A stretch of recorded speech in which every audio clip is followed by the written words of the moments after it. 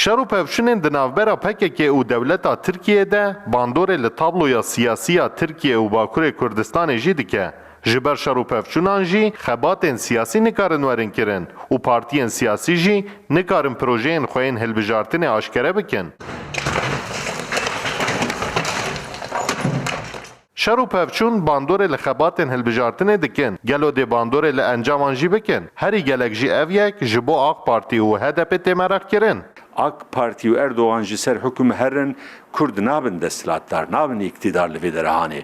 İhtimalekî mezin ew ê hêzên dijî Kurda, dijî ew ê ji AK Partiye û Erdoğan daha neyarê ew ê werin ser hukm ku ew jî pir xwanê nake. Axirê wek îro dikare krîz çê bibe, dikare alozî çê bibe û rewşa her kesî divê derî de xerab bibe.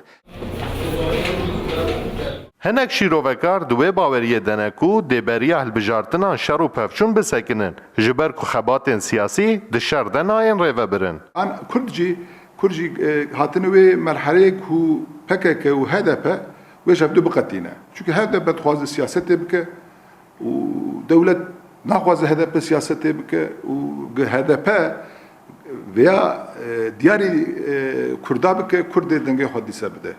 û ji bo AKP tablo negwertin ji nava Kurda de.